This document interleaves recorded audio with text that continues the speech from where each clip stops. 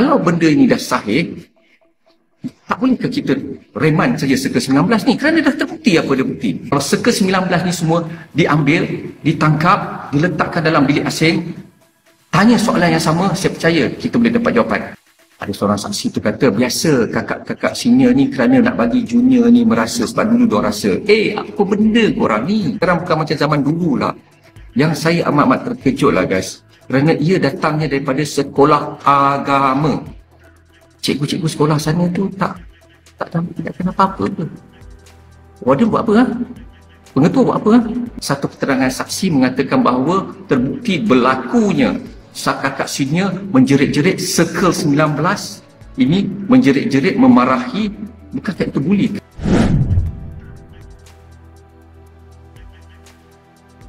Ahmad Idham bersuara mengenai isu yang melibatkan kumpulan Circle 19 yang dikatakan terlibat dalam kes buli terhadap Zara Khairina Mahathir. Menurut beliau, insiden ini tidak boleh dipandang ringan kerana ia melibatkan maruah dan keselamatan individu. Ahmad Idham turut menegaskan bahawa pihak berkuasa seharusnya mengambil tindakan tegas dengan menahan reman ahli Circle 19 yang terbabit supaya siasatan dapat dijalankan secara menyeluruh dan adil. Beliau percaya bahawa dengan tindakan sedemikian, segala persoalan dan kebenaran di sebalik kejadian ini akan terbongkar satu demi satu. Keadilan perlu ditegakkan dan semua pihak yang bersalah mesti bertanggungjawab atas perbuatan mereka. Assalamualaikum semua dan salam sejahtera kepada semua pejuang-pejuang keadilan J4C. Okay guys, video kali ni sebenarnya dia kesinambungan daripada video yang sebelum ni. Selepas set up video sebelum ni dan saya lihat banyak respon-respons yang menyokong dan positif dan juga ada respon yang memberi pandangan dan cadangan. Semalaman saya berfikir dan apabila saya tertengok pula satu lagi pelaporan daripada peguam mengenai keterangan saksi-saksi yang terkini. Wow, this is a shock of my life man. Saya tak pernah terfikir bahawa pelajar-pelajar perempuan di sebuah sekolah agama boleh dikatakan menggunakan bahasa-bahasa makian dan kesat itu adalah satu normal. Ada seorang saksi tu kata, biasa kakak-kakak senior ni kerana nak bagi junior ni merasa, sebab dulu diorang rasa, apa benda korang ni? Korang tak faham ke apa itu dikatakan kepimpinan melalui tawaladan? Sepatutnya bukan kau meneruskan legasi yang tidak sihat ini. Sepatutnya kakak senior, kalau korang bijak dan cerdik, korang meneruskan legasi ataupun mengubah legasi kepada yang positif. Ambil legasi yang positif, tinggalkan yang negatif.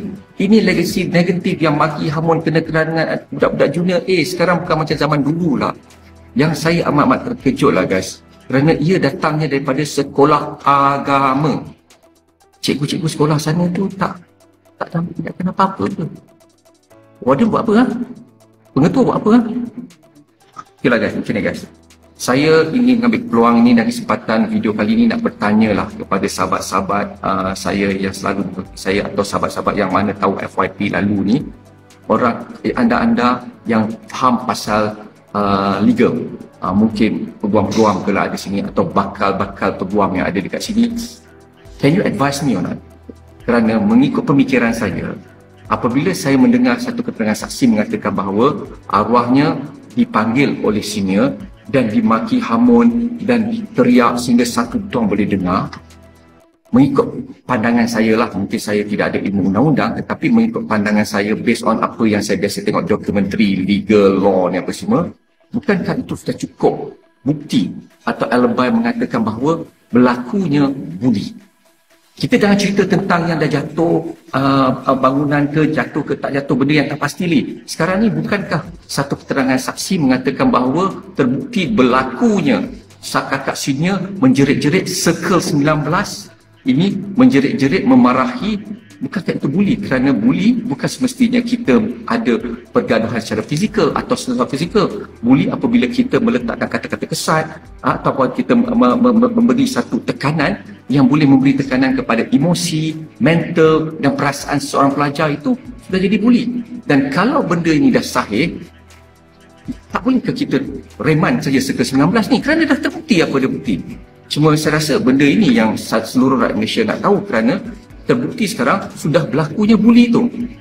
Peringkat pertama. yang akan datang menjurus kepada jumpanya arwah di tepi longkang itu adalah fasa-fasa seterusnya. Jadi boleh tak siapa bagi pandangan atau memberi jawapan, adakah ini satu tindakan buli? Apakah langkah-langkah perundangan yang sewajarnya diambil sekarang?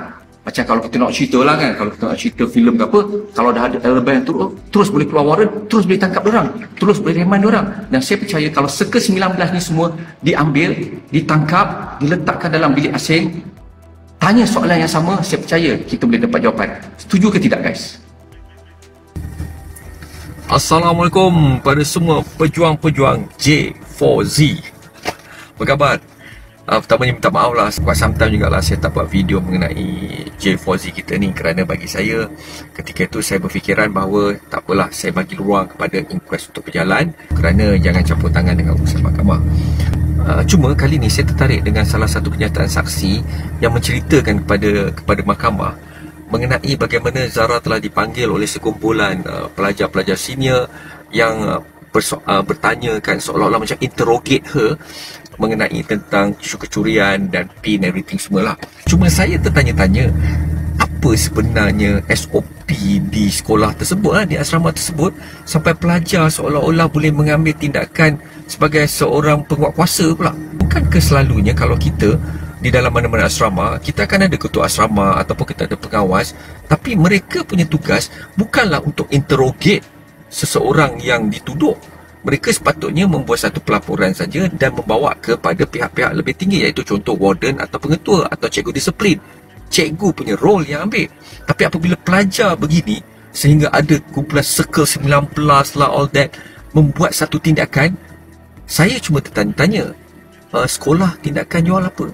Tak ke ini satu crime? Bagi saya ini sudah satu kesalahan daripada sudut pelajar cuba mengambil alih kuasa penguatkuasa.